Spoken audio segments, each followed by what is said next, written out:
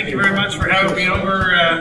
I've been to this conference before and really enjoy it. A lot of good people here and good ideas, so I was looking forward to the opportunity to be here this week.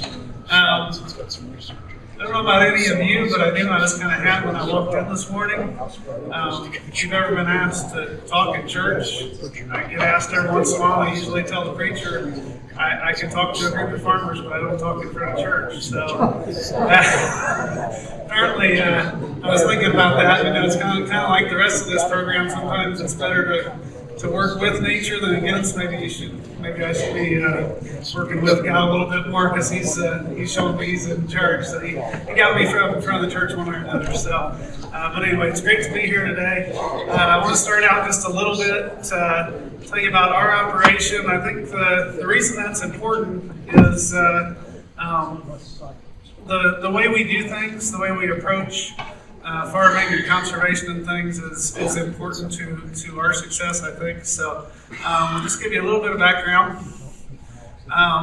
So we are a fourth generation family farm in north central Indiana. So if you're familiar with Indiana, we're west of here, just a little bit south, right north side of Indianapolis, between Indianapolis and Tipton. So we've got a little bit of encroachment coming up from the south. We're about 30 miles north of downtown Indianapolis. So, that area becomes important in the way that we do things. We've been no-tilling since 1989, continuously, corn and soybeans. Played around a little bit with some soybeans before that. We're primarily a corn-soybean rotation. We always have a few fields that need to be switched up or moved around, and we have some continuous corn plots and things like that. But corn-soybean rotation, 12 years of cover crops at this point, at least. That's when we started doing enough that it economically mattered to us. You know, we played around with some tests and things before that. We have got liquid hog manure. I heard the question in one of the sessions earlier about whether or not you can incorporate manures into a no-till system, and you certainly can, and I'll show some pictures of how we're doing that. We do 1 acre grid management. I'll talk a little bit about that and the importance of your fertility and input management in this system. But really the key there that I want to touch on is for us, we believe, and you'll see in the numbers here as I go through them, that conservation is the best economic model on our farm. The inputs and the soil and everything has value on our farm, whether it be short-term or long-term, but it all comes back to having value, and we need to capture that value. And again, as I said, being on the north side of Indianapolis, all the water that leaves our farm goes into one of two reservoirs and ends up being part of the drinking water supply for Indianapolis.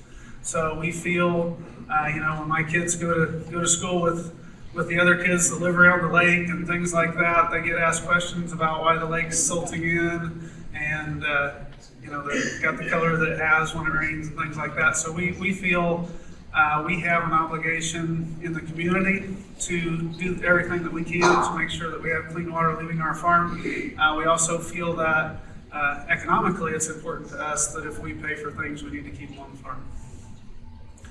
So if you heard Jim's talk earlier before lunch, he was talking a little bit about carbon. I thought that was just a tremendous example. It takes 500 pounds of carbon per day to grow a 200 bushel corn crop. That was way more than I would have guessed. So, but the bottom line is, for a lot of people in our area, and maybe for us in years past, but the idea of tillage as being the conventional practice it's just not sustainable. We can't keep doing that. We're burning off the carbon, and what we need to be doing is something that captures carbon, right? Puts that into the soil and builds this system, and that's how we're gonna continue our farm on for generations to come, by getting the soil built back up instead of continuing to degrade it. So basically, I want to start out this healthy soil process, I guess. I really want to start out by identifying some of the things that we think healthy soil gives us. And there's economic value to some of these. Some of these are a little less tangible, but let's just start out by identifying some of the things that healthy soil returns to us. So number one, we think that a good functioning healthy soil gives us increased yield, right? So that's an economic benefit right off the top. I think we've got the data at this point to support that. We'll look at it later. We have increased biology. We've been talking all day in this room about cycling of the residues and things like that.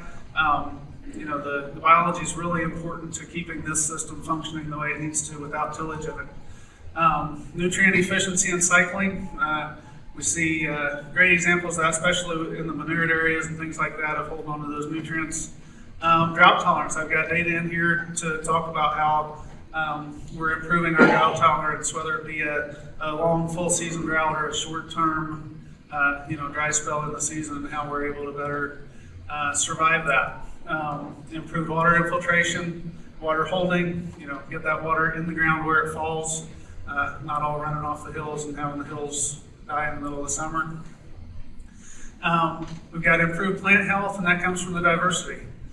We see much less insect problem and disease problems than what we used to have, and I attribute that to the diversity of the system. And the improved structure and trafficability, I can't give that enough credit. We get out there without making a mess on days that other guys are leaving some pretty good tracks and things. Once you've got that structure and those pores for the water to go down in, and the soil still has structure to hold you up and things like that, so we gain more working days. And we improve our economics and agronomics, which we'll look at. So this is kind of a process. Like I said, we started out with no-till back in '89, and that was kind of the first step in the process for us. And I'm not sure that would be necessarily the first thing we should have done, but that was where we were at and where our understanding comes from. So the first step in this soil quality journey for us was to go to no-till. And that means continuous no-till, not rotational tillage where we're doing, tilling one crop or the other and not the alternating crop. Continuous no-till so you can start to build that soil structure, avoid those tillage events altogether. That's the first very important step in the process. For us, and if you can see it there, it's a little hard to see the black lines, but this is a great example. For us in our soils, we found that nothing really matters if you don't have proper drainage or proper water management, whether that's surface drainage, subsurface drainage, but we have excesses of water. Some people deal with shortages of water. We have excesses of water in the spring, and we find that nothing really matters if we don't take care of the water in the soil. Now, you can do that a lot of different ways. You can, depending on your soil types and things, you can grow it out with cover crops, you can drain it with tile, you can run it off the top, whatever that is, but water management is critical. I just think this is a great example here. We've got 3 different landlords in this picture. One that we own, one where the landlord allowed us or worked out a deal with us to put in tile, and the other one where they said, we don't want to commit, how long we're going to let you run it or anything, don't want to put any money into tile. So you can see the difference there. So we're looking at, tremendously 250 bushel yields there, 250 bushel yields there, average of about 90 bushel there. And that's the difference in drainage. So it doesn't matter how well my fertility was managed, it doesn't matter what the cover crop was, it doesn't matter anything else for us on these soil types. If the drainage or that air water soil balance is not achieved somehow, then we're not going to be able to grow good crops. So I just think that's kind of foundational in looking at this process. This is just a great picture where we're installing tile on one of the farms, and shows this is Thanksgiving time frame. So that's a nice fall growth there for our kind of our after bean ahead of corn no-till corn mix with oats, radish, rape, and clover in it. Really pleased with that as a mix. This is an example of that field, and again, you're looking for that structure that you're building with no-till and cover crops. You can see there. Again, this is pre-Thanksgiving, and you're looking at roots easily down 3 feet there, really doing well. So,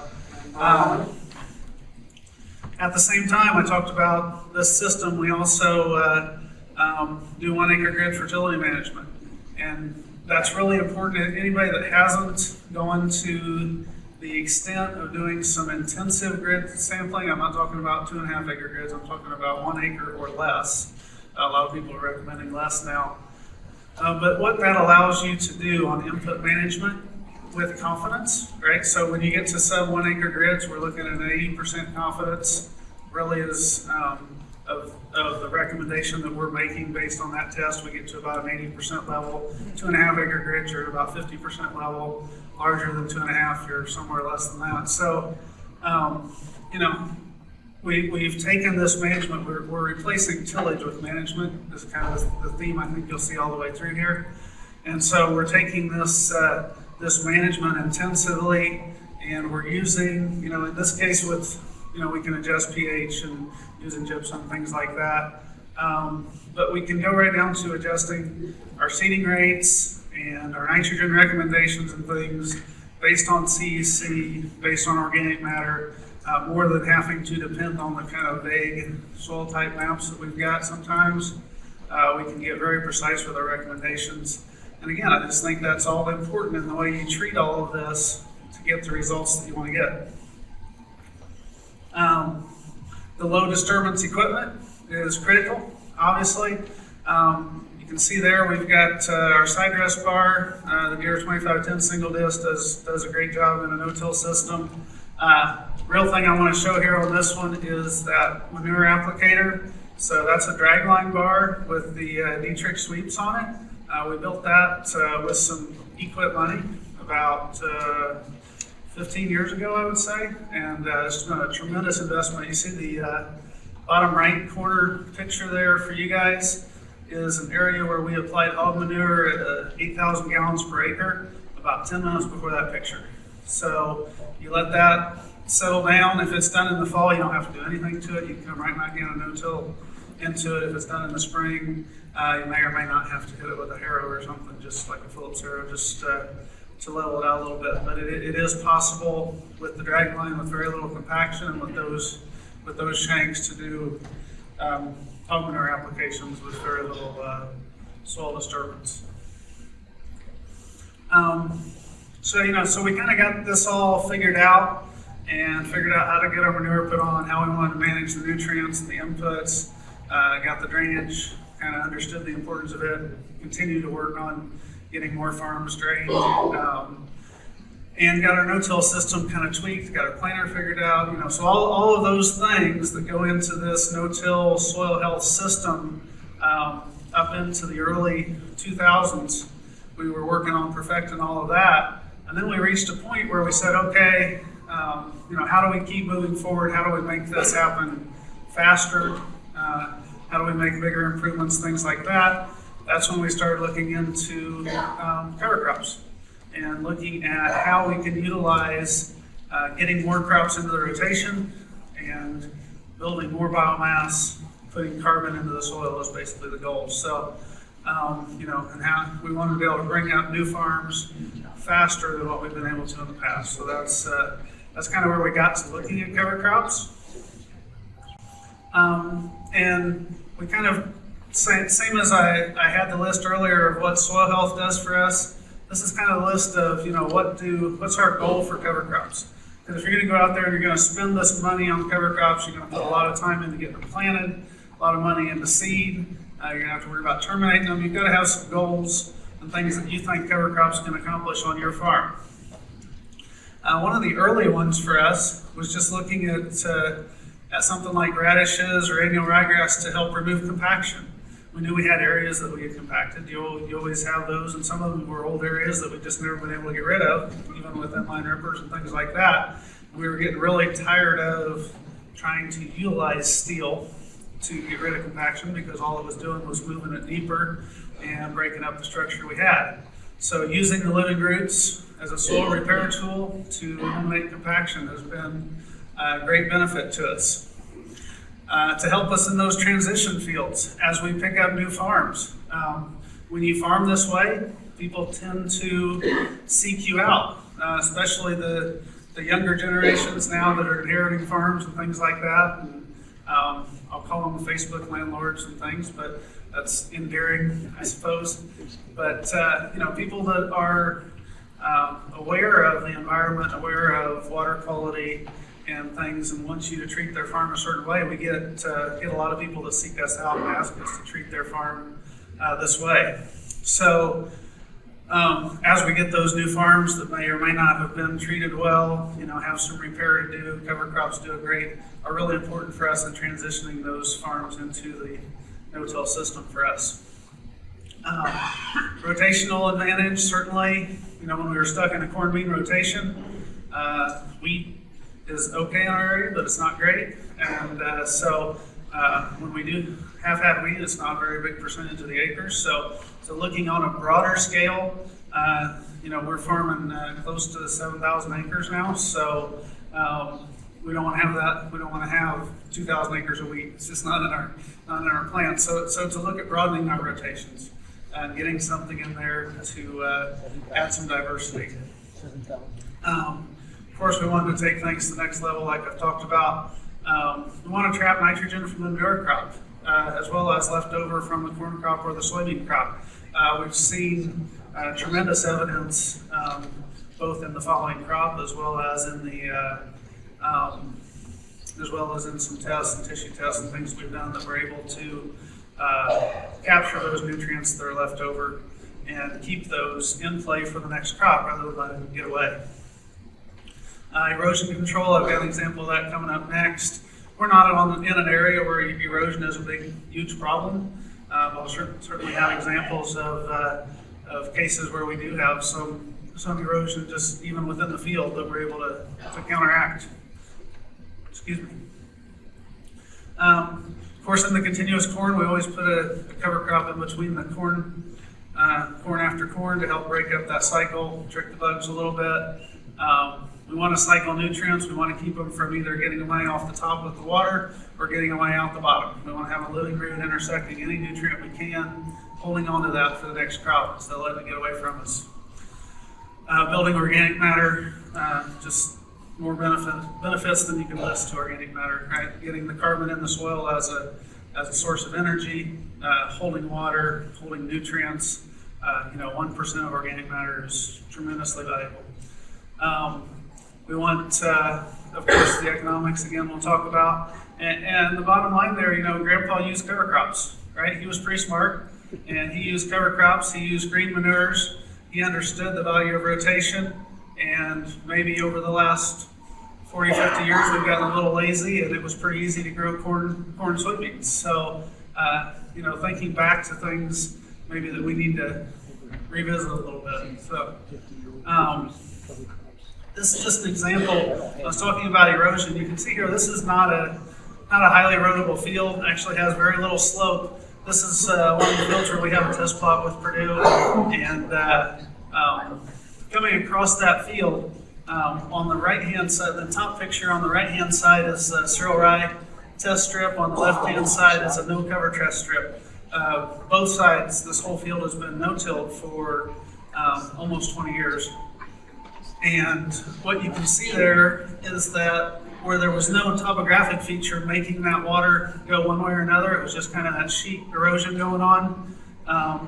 This was in the January time frame when we had one of those thaw events and rain. You can see that the water came over to that cover crop and just stopped and moved on this way.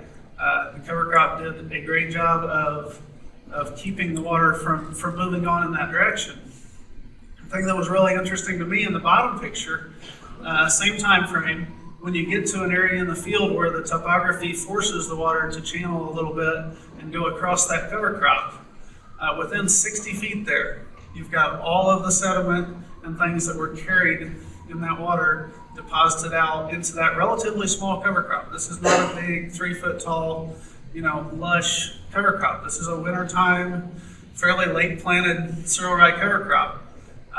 And it was able to capture all that within 60 feet. We've gone from that murky, nutrient-filled water to nice, clean water flowing across that cover crop. That's important if it's leaving the field, but it's also important to me if we're within a field, right? So we've done all these things to try and manage the nutrients, put them where the soils test says we need them. You do all of these things. Well, if you let it run off the hill and collect in the low ground, that kind of thing, you know, you're kind of defeating your purpose of what you tried to do. So even within the field, without even thinking about erosion where the nutrients leave the field, there's a lot of value to holding those nutrients in place. Cover crops on our farm, choices that we use. Soy rye and annual ryegrass certainly are big players for us after corn.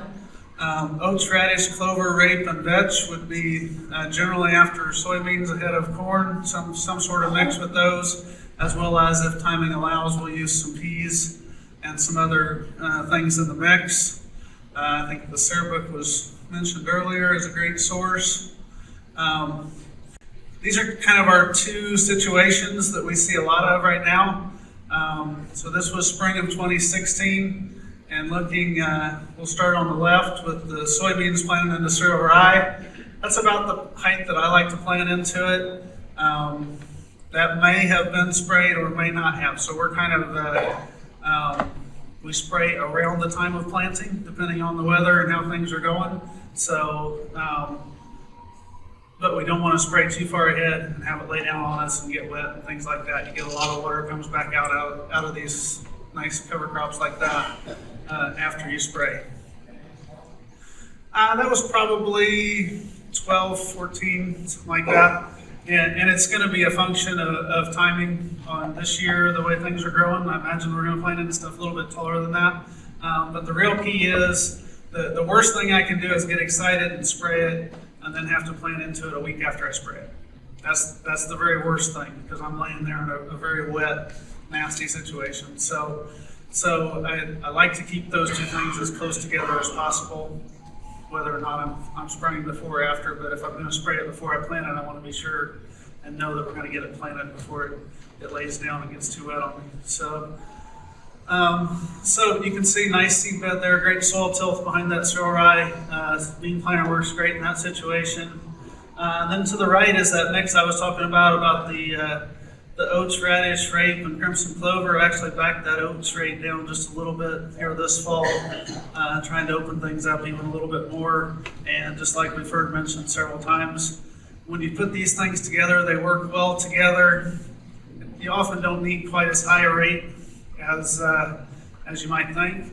I think in the previous talk they were talking about 10 pounds of radish, and that's a function of the fact that that's radish by itself, right? So that may be even a little bit more than what we would do, but for me, if I was doing maybe just radish and oats, I'd look at 4 or 5 pounds of radish and 20-some pounds of oats and get a nice cover out of that. Radish by itself, you're going to have to make up a little more of that, so maybe 7 pounds, something like that. But anyway, the key is you don't need to crowd these things in the row. Especially, Dave's up here on the front row. He taught me about 15-inch planting. We planted 15-inch covers for a long time until it just got to be to the point where we're putting too many acres on the planter. But the important thing to look at there is in-row spacing, right? You don't need to crowd all these things up and have them go all vegetative. You need to give them some room to grow and let the predators see the ground and get the voles and those kind of things too. So certainly want to consider that on your rates. But anyway, we really like this mix. When we come up to spring on that mix with no-till corn, the oats and the radish both will have died out. But at that point, the rape and the clover have been well established, and they'll overwinter better than if you just plant them by themselves. And in the spring, so what you're looking at in the spring on this one that's just rape, and which is canola, and crimson clover. So fairly easy to get through, but does a great job of holding on to the nutrients. This would be an example, after that was sprayed out, corn coming up through it. That was probably about as big as we would normally ever let the rape get, but again, it's easy to take out with some 2,4-D. So a little bit about planting dates for us, where we're at, because I always get that question. It's going to be probably fairly similar for you guys here. We look at, in the summertime, if you've got wheat, you got lots of choices. The only thing I caution guys around us about it is if you get too early with your more cool season covers, if you get too early, they're going to see that heat and they're going to try and bolt and go to bloom and go reproductive on you. So we usually try and stay after the 10th of August with our normal fall cover crops. So something to consider there. Once we start harvesting beans, I really like Austrian peas. They're great after wheat and they're great after early soybeans, but they've got to be early for us where we're at to get them to establish and survive through the winter and get enough nitrogen out of them. We need to get those prior to the middle of September. Then we come into that mix. We plant a lot of Group 2 up to early Group 3 soybeans. So we have generally from the 10th of September up through the first week of October would be our normal expected bean harvest. Doesn't always work that way, but that's our normal expected bean harvest. So that's where the oats, the radish, the clover, rapeseed I don't have on that list, but that would fall into that category. Those all come up really well and do well planted in that time frame. Then we go into annual ryegrass up through late October if you can get it established so it doesn't freeze out. Certainly will work great in that situation. And then our cereal rye is generally our go-to, especially after corn, because with the early season beans, our corn's going to end up staying out there later, letting it dry down in the field. So pretty much we can come in with cereal rye anytime after we get done with corn harvest. I put November 10th on there. It's kind of that's really the goal for us to be done with harvest, not so much when we need to stop planting cereal rye. But if you're a guy that wants to get out of the house on Christmas or whatever and go do something, put some cereal rye in the drill, and I'm pretty sure you can go out Christmas Day and plant that and it'll be just fine because cereal rye seems to establish and survive just about any time. Planting methods, there's already been some talk about interseeding and different planting methods. We won't spend a lot of time on that. Just know that there's a lot of different ways you can get this stuff planted. I consider seeded soil to be the key, especially when you're trying to plant after the corn or soybean crop because you've got your day limited. If you're going to surface apply it with interseeding or aerial seeding, just know that you need to be 2 or 3 weeks ahead of when you can do it into the soil. You can get the same results, you just need to be sure you've got that 2 or 3 week lead. If I'm going to be harvesting corn today, or if I'm going to be harvesting corn tomorrow, I'm not going to fly on something into it today because I've got the opportunity to get out there with the drill and pick up that 2 weeks. If I've got an opportunity to fly stuff on and I'm not going to be harvesting for 3 weeks or a month, perfect opportunity. So you just need to think about that timing, think about the different things that you plant, what's in your mixes. Some things do better aerial applied than others, or surface applied. So you need to consider whether it's a hard seed that needs a lot of seed to soil contact to get enough moisture or not, those kind of things. So just again, lots of different results you can get with different ways to plant. Won't talk too much about mixes. Again, it's important to think about having different root types in your mixes. Think about the growth rates. You don't want one thing in there that's just going to overpower everything else and knock your other stuff out of the mix. What dates you're going to be planting and terminating. How you want to, if you want to build organic matter, break up compaction, those kind of things. And termination is important on mixes. A lot of guys run into trouble there. They'll put, say, a vetch in with an annual ryegrass. So the middle of April comes and they're worried about killing their annual ryegrass. They really need to let their vetch go for another 4 or 6 weeks to get the most benefit and the money that they've invested there. You need to be aware of how you're going to terminate these things and what you're going to do there. So certainly I recommend, I keep hearing stories, continue to hear stories of weed seed, poor germination, all these things in your poor quality seed sources, and even you just need to be aware of where your seed comes from. I encourage everybody to, when we were getting started in this, we used a lot of feed oats and a lot of feed grade products, and kind of learned the hard way. We had, reintroduced bull thistle and some other things across the farm that we wish we hadn't done. We got them taken care of at this point, but certainly encourage you to know where your seed comes from. If it hasn't been tested, get it tested. Make sure you're not putting something out there you don't want. Most of these other things are pretty self-evident. Next couple of things I just want to talk real briefly. They've already been hit on today, so we won't have to talk very long, but the tile lines and voles start to play into the economics, which is what we're going to get into here real quick. Just an example here, the question came up earlier today in this room about the roots getting into the tile lines and whether that's a problem. Well, you can see the top left corner there. You can see the green streak there. We just finished installing tile in that field here a couple weeks ago when we got this nice warm spell. Did 120 acres there that was really cool because we had gone out there last year, had soil rye growing. We were able to identify all the tile lines in that field where they had scavenged nitrogen out of that tile water. There were green streaks on top of every existing tile line. So, this is stuff that was put in 40 years ago. Really cool as far as, being able to identify that. That one happened to be particularly green. Seems like it ends up somewhere around the house up there or something. So those tend to be some of our bigger sources of nitrogen, I think. So that's cool. You see the clay tile there? That's actually one in that field. That Thanksgiving time frame picture that I showed earlier where we were putting in tile. That's a clay tile in that field. It's about 30 inches deep. What you're seeing there is the roots growing down, growing around, basically creating pores for the water to get to the tile. Tremendous. We love to see that. We see improved drainage, improved efficiency of the tiles with the cover crops. Of course, then you see the one, bottom left there that I would call not good, which is a situation in all of the maybe 20,000 acres of cover crops we've done, and most of that being well-tiled or pattern-tiled ground. We've had 2 instances that we're aware of where roots got into the tile and created this kind of problem. We've seen the same thing with corn roots over the years. It's generally where there's a problem with the tile or something going on where we're not getting the flow that we need. Maybe even just an outlet problem that we're just not getting enough flow to clean out the tile. If you have those issues, it was said earlier, there's certain cover crops that tend to get into that water and into those tiles more than others. So you may want to look at your cover crop selection if you think you have some of those issues or you're concerned about those.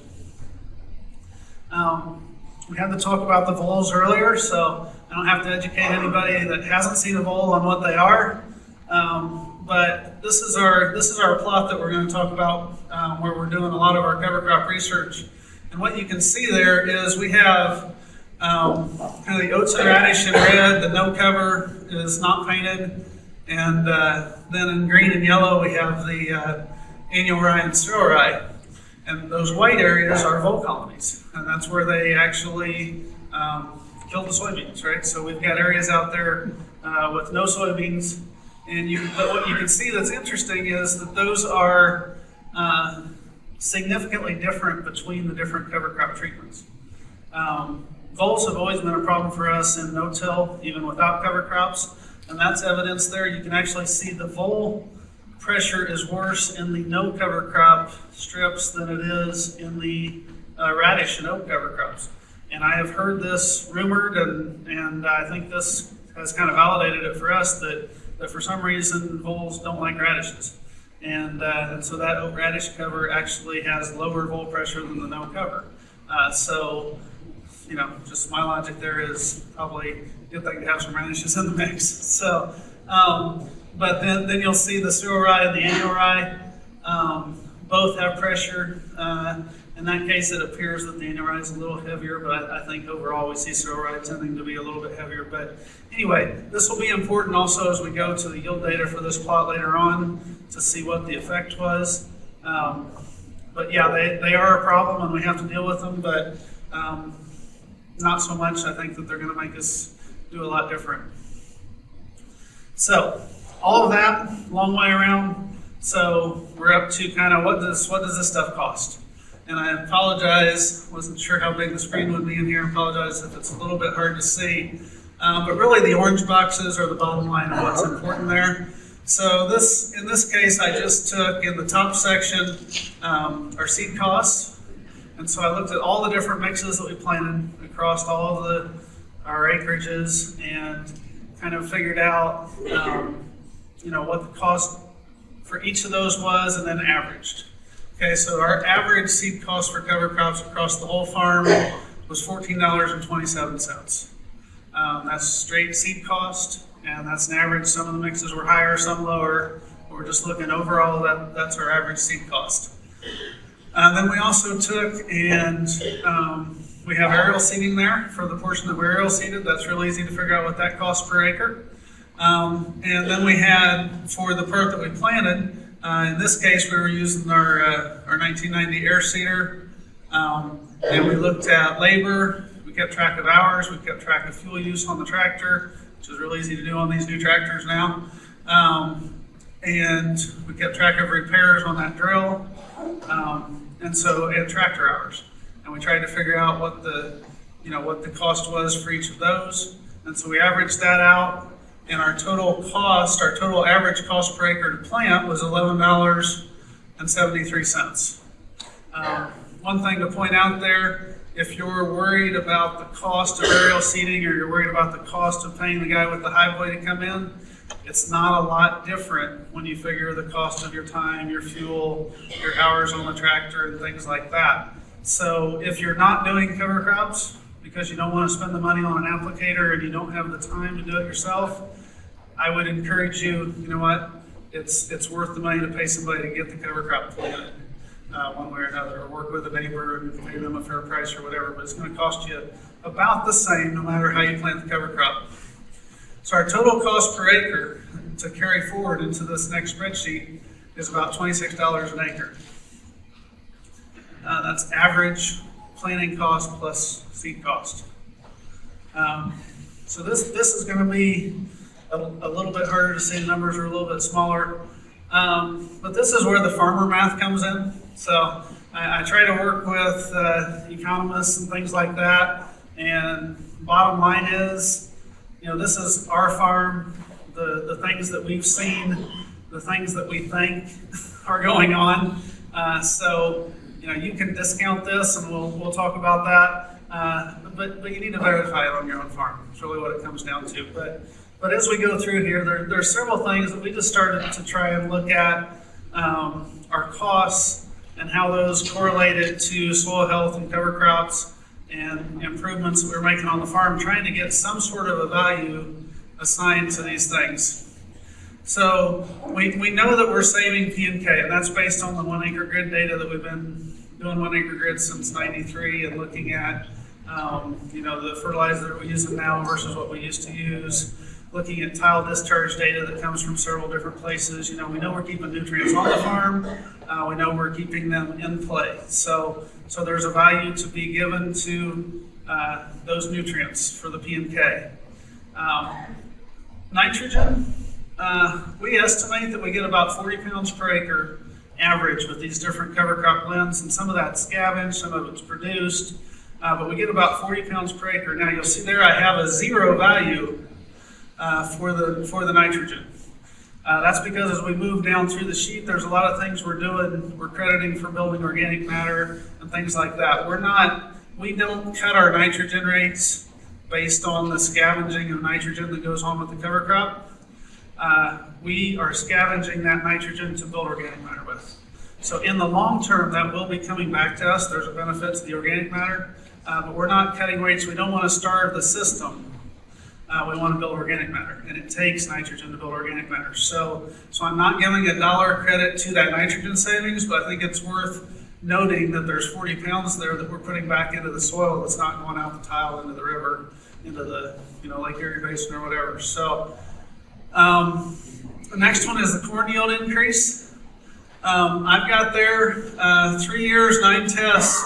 Cover crop plots are averaging 7.1 bushel. As we get to the plot data later on, I think that's a conservative number based on what we've seen on our farm, but we're seeing at least 7 bushel. We're getting from the benefit from cover crops in the corn yields. Soybean yields, we're seeing 2 bushel is what we credited there. I think you'll see in the multi-year data we have that that's also a very conservative number. But again, I'm trying to be conservative here just to look at if we can afford to do this or not. Drought and stress tolerance. You know, some years, 2012, big benefit for cover crops, 100 bushel the acre in a lot of cases, where we were able to keep the soil cooler, you know, keep the moisture there and have deeper rooting depths in the crop. But most years we get some benefits, and you're going to see in the soil moisture and temperature graphs in those July time frames when you get a couple dry weeks, there's a lot of benefit to the cover crops and having improved moisture and reduced crop stress. So there's some value there for that. And we tried to average that out magically over a few years. There's biologic improvement, which is really hard to put a number on, but we know that cycling and resilience in the soil has some value. So we just said, you know, a couple dollars an acre. Maybe it's more, maybe it's less. Our soil quality, the organic matter has a lot of value, and we're increasing the rate a lot faster with cover crops. At least twice as fast with cover crops as no-till with no cover crops. Arguably even more than that.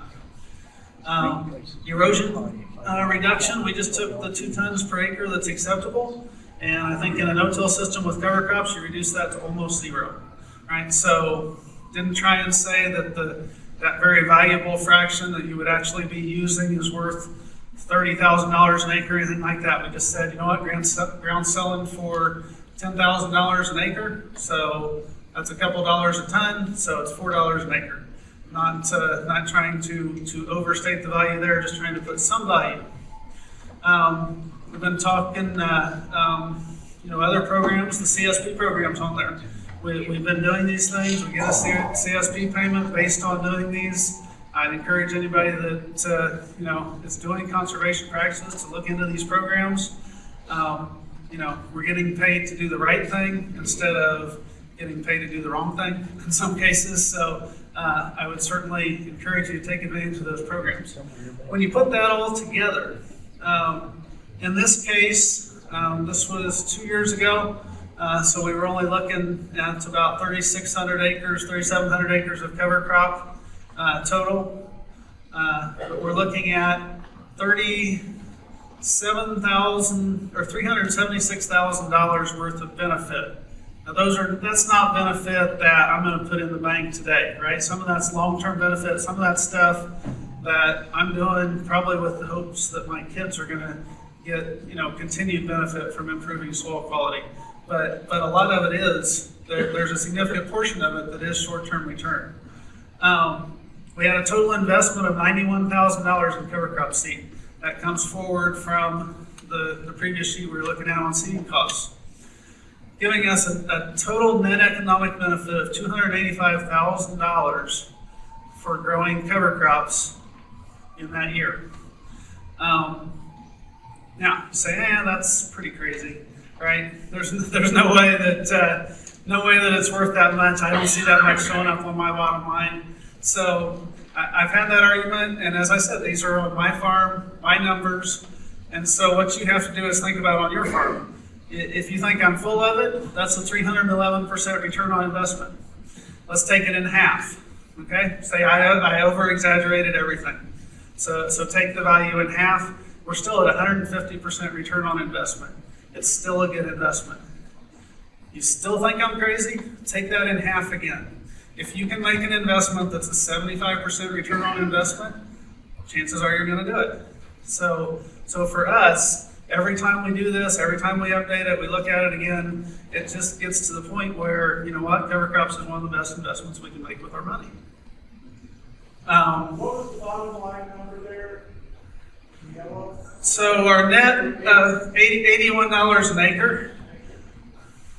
Yep, that's about a 300% return on the $26 that we had in seed cost.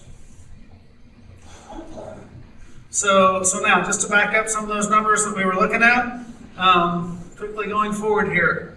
Organic matter. This is just one of the fields that I grabbed from 2002 to 2012. We took the average organic matter in this field from 2.5 basically up to 3.6%, so 1.1% gain in organic matter. Huge benefit in production, in yield potential and things when you do that.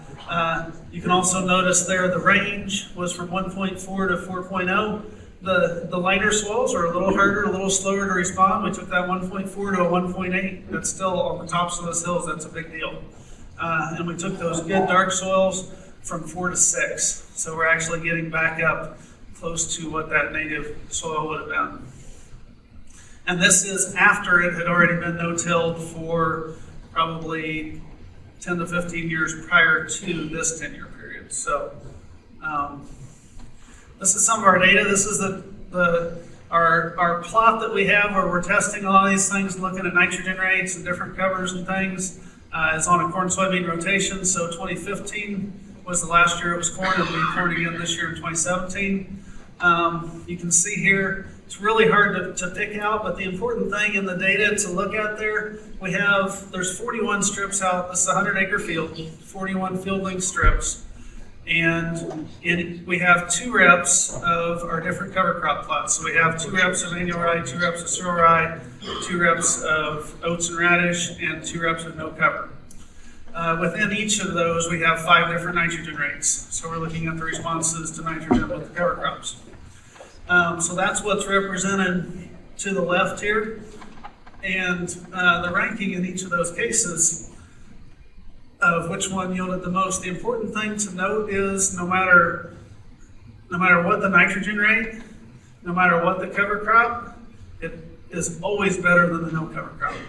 That's the thing that we see time and time again. This is the 3rd time through on this test. Anytime you use a cover crop, it yields more than no cover crop, basically across the board. So certain cover crops respond better when you have higher nitrogen rates. Certain do a better job of scavenging nitrogen and helping the yield at lower rates. But regardless, it's always better to have a cover crop than no cover crop. In this case, in 2015, 12.8 bushel of corn would be the advantage to having a cover crop overall averaged across all those nitrogen rates. This would be the 2013 data. In this case, you're looking at 7.1 bushel, which is the number I used because I thought the 12 was a little high. So I went and dropped back to the 7 bushel number to use in the economic analysis. Obviously, I think that's conservative at this point because we continue to see improvements where we have the cover crops. So soybean data, same thing. You can see here, this is the 3 years because we don't do the nitrogen test, so it's a little easier to condense. So we've got 3 years of soybean tests here on the different cover crops. And again, the important thing to notice is in every case, no cover is at the bottom of the list, 4th place. So it's always better to have a cover. Some years one cover will win versus another, but it's always better. So you can see up to 8 bushel advantage there for the cover crops versus the no cover in those strips. Looking at soil moisture, we were talking about where some of these benefits come from and where we see some of these yield benefits. Soil moisture is key. So in that plot, there are soil moisture probes out there throughout the summer. And this is just an example. You can see the gray line and the yellow line are 2 different depths, 10 centimeter and 20 centimeter for the no cover strips. And then the kind of orangish red and the blue lines are the cereal rye strips. And what you can see there is every time we have a rainfall event, we get recharge.